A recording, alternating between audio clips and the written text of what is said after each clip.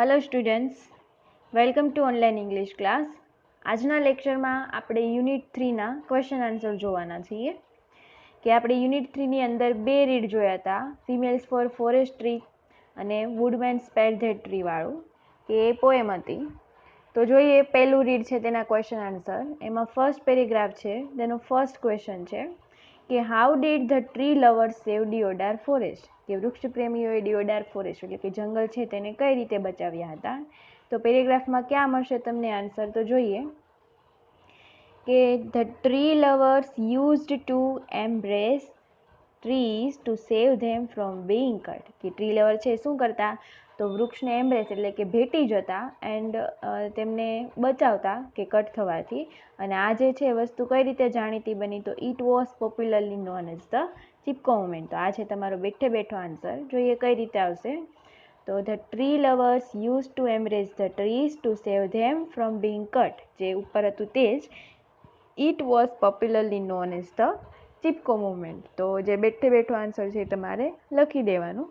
બીજો ક્વેશ્ચન છે કે વુ વર શ્રી સુંદર બહુગુણા એન્ડ શ્રી ચંડી પ્રસાદ, કે સુંદર બહુગુણા અને આ જે શ્રી ચંડી પ્રસાદ છે એ કોણ હતા.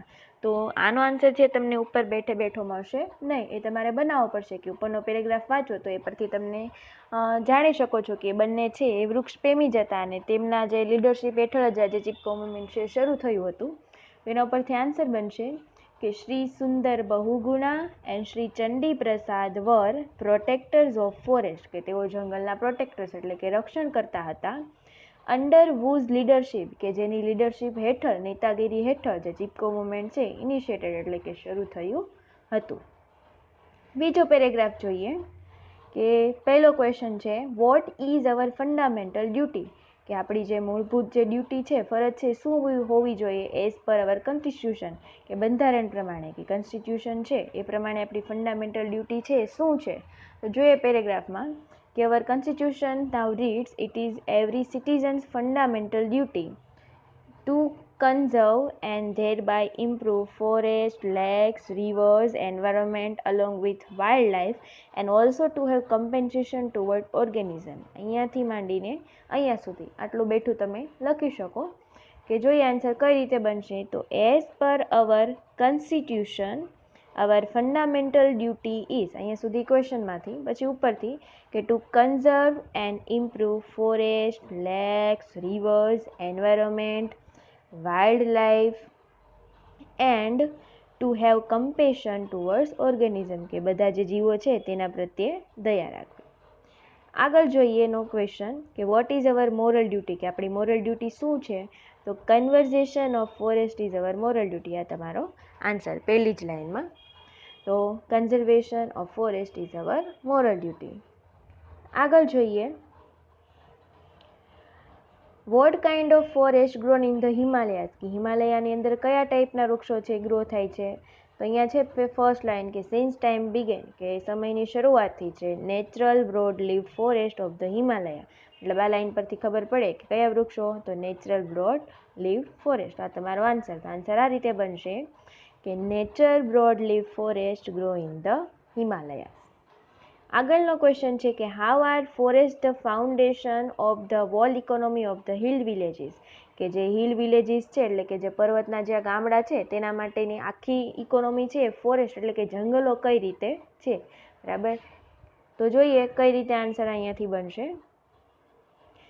તો અહીંયા છે કે the forest are the foundation of the whole economy of the hill village, કઈ રીતે એ અહીંયાથી માંડીને અહીંયા સુધી આપેલું છે પણ આટલું બધું લખવાનું નથી, તમારે આમાંથી ગોતીને લખવાનું છે કે ગ્રીન લીવ્સ એન્ડ ગ્રાસ, તો એ વસ્તુ શું છે, ફોડર. તો તમારે અહીંથી આ વસ્તુ લેવાનું છે કે ફોડર ફોર ધ એનિમલ્સ. પછી છે કે whose dung is used as fertilizer for the croplands. પછી dry twigs and branches are the only sources of domestic cooking fuel, એટલે બીજી શું વસ્તુ આપે છે, કુકિંગ ફ્યુઅલ. બરાબર, તો ડોમેસ્ટિક કુકિંગ ફ્યુઅલ. અને ત્રીજું શું આપે છે કે also provide large સપ્લાયઝ of fruits, edible nuts, fibres and herbs for local consumption. તો આ જે ત્રણ વસ્તુ છે તમારે આન્સરમાં મેન્શન કરવાની છે. તો આન્સર આ રીતે બનશે કે forest provide fodder for animals, fuel for domestic cooking and large supplies of fruits, edible nuts, fibers and herbs for local consumption. તો આવી રીતે જે ફોરેસ્ટ છે એ ઇકોનોમી છે એ પૂરી પાડે છે. તો આ ક્વેશ્ચન છે એ લખી દેવાનો પાછળ કે thus forest are foundation of the whole economy of the villages. આગળ જોઈએ કે આગળનો ફર્સ્ટ ક્વેશ્ચન છે what is the impact of the grass root struggle against the commercial cutting of the Himalaya forest of Uttar Pradesh. આજે ગ્રાસ રૂટ સ્ટ્રગલ થઈ હતી, જે વૃક્ષો કપાતા હતી એની વિરુદ્ધમાં, તો તેની શું અસર થઈ? તો જોઈએ કે ક્યાં તમને પેરેગ્રાફમાં જોવા મળશે કે this grass root struggle against the commercial cutting of the Himalaya forest of Uttar Pradesh has, અહીંયા સુધી તમારો ક્વેશ્ચન છે, એની શું ઇમ્પેક્ટ થઈ? તો has forced the state government to rethink its strategy, કે સ્ટેટ ગવર્મેન્ટને મજબૂર કરી દીધી કે તેની જે સ્ટ્રેટેજી હતી એના પર ફરીથી વિચારણા કરવા માટે. અને પછી શું થયું? તો કોમર્શિયલ ફેલિંગ એટલે કે જે વૃક્ષો કાપવાની જે પ્રક્રિયા છે ઇઝ નાઉ બેન, કે તેને બેન કરવામાં આવી above a height of 1000 metre, કે 1000 મીટરની ઊંચાઈ ઉપર જે વૃક્ષો કાપવાની પ્રક્રિયા છે તેને બેન કરવામાં આવી. તો આન્સર આ રીતે બનશે કે the grass root struggle against the commercial cutting of the Himalaya forest of Uttar Pradesh. અહીંયાથી માંડીને એ સુધી તમારે ક્વેશ્ચનમાંથી જોઈને લખવાનું, પછી ઉપરથી બેઠું તમે લખી દેજો કે has enforce the state government to rethink its strategy, commercial felling is now ban above a height of 1000 metre. આગળ જોઈએ તો what are the effects of the degraded forest, કે ડિગ્રેડેડ ફોરેસ્ટ એટલે કે આજે જંગલો જે નાશ થવા લાગ્યા હતા તેની શું ઇફેક્ટ થતી હતી?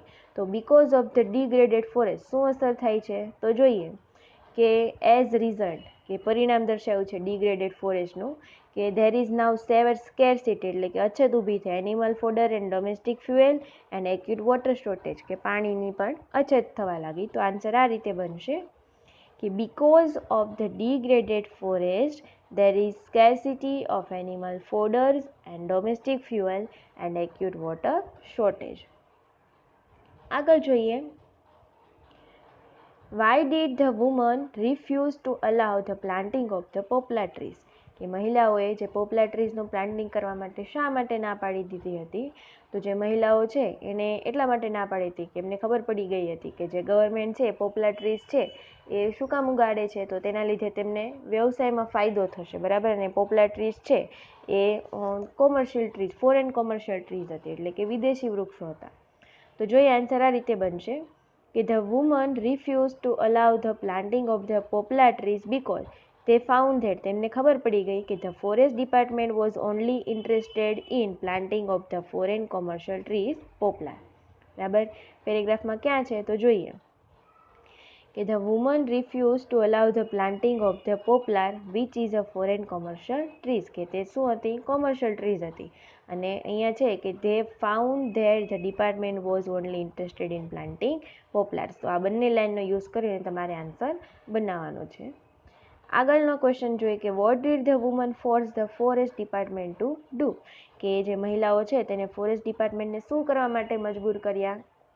તો ધ વુમન ફોર્સ, કે તેઓએ મજબૂર કર્યા the forest department to plant the different kinds of indigenous fodder trees that would benefit them directly.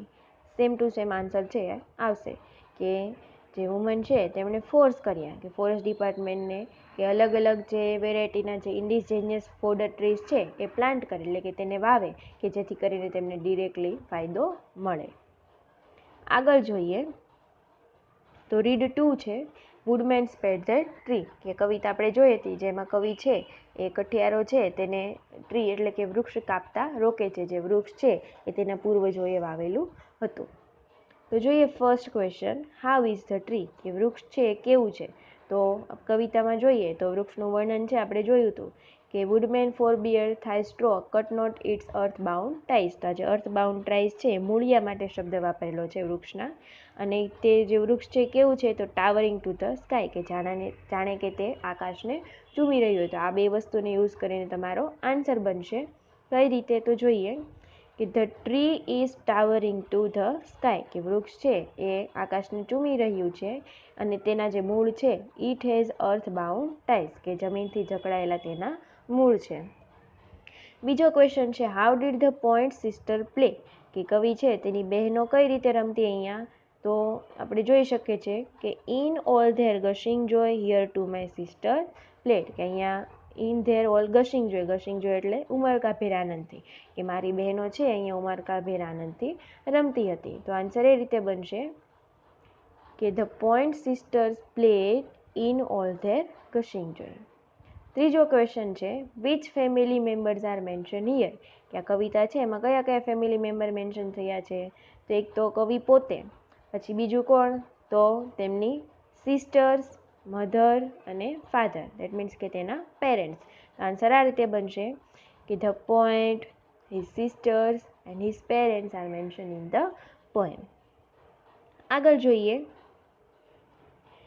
Vote does the poet ask the woodman not to do, કે જે કવિ છે એ કઠારાને શું ન કરવાનું કહે છે. તો તમે જોઈ શકો છો પોએમની અંદર કે woodman spare the tree touch not a single bough. આ લાઈન છે તમારો આન્સર છે કે તેની એક પણ ડાળીને તું અડીશ નહીં. તો એ આન્સર આ રીતે બનશે કે the poet ask the woodman not to touch, બરાબર, કે not to touch the bough of the tree. બીજો ક્વેશ્ચન છે how did the tree help the poet in his childhood, કે વૃક્ષ છે તેને કવિના બાળપણમાં કઈ રીતે મદદ કરી હતી. તો જોઈએ પોએમમાં કે જે વૃક્ષ છે ઇન યુથ એટલે કે બાળપણમાં, કે ઇન યુથ ઇટ શેલ્ટર મી, કે તેને બાળપણમાં મને આશ્રય આપ્યો હતો. તો આ લાઈન તમારો આન્સર છે, કે આન્સર આ રીતે બનશે કે ધ ટ્રી શેલ્ટર્ડ હિમ, એટલે કે પોએટને ઇન હિઝ ચાઇલ્ડહુડ, કે તેના બાળપણમાં તેમને આશ્રય આપ્યો હતો. ત્રીજો ક્વેશ્ચન છે ડિસ્ક્રાઇબ ધ ટ્રી, કે વૃક્ષનું વર્ણન કરો. તો જોઈએ વૃક્ષનું વર્ણન કઈ રીતે, કે જે ટ્રી છે કેવી છે, એક તો ઓલ્ડ અને ફેમિલિયર ટ્રી છે, એટલે કે વૃદ્ધ અને ખૂબ જ જૂની એટલે કે વૃદ્ધ છે, અને બીજું ફેમિલિયર એટલે કે એકદમ જાણીતું પ્રખ્યાત વૃક્ષ છે. અને વુઝ ગ્લોરી એન્ડ રિનાઉન્ડ, કે તેના યશ અને કીર્તિ છે spread over land and C, કે જમીન અને સમુદ્રમાં એટલે કે જલ અને થલમાં પણ ફેલાયેલા છે. તો આન્સર આ રીતે બનશે કે the tree is very old and familiar, its glory is spread over the sea and the land. તો આ હતું યુનિટ 3. આગળના લેક્ચરમાં યુનિટ 4ના ક્વેશ્ચન આન્સર જોઈશું. આ જે યુનિટ 3 છે તેની PDF ફાઇલ નીચે ડિસ્ક્રિપ્શનમાં મેન્શન છે, તમે તમારી નોટબુકમાં તેના ક્વેશ્ચન આન્સર છે નોટ ડાઉન કરી લેજો.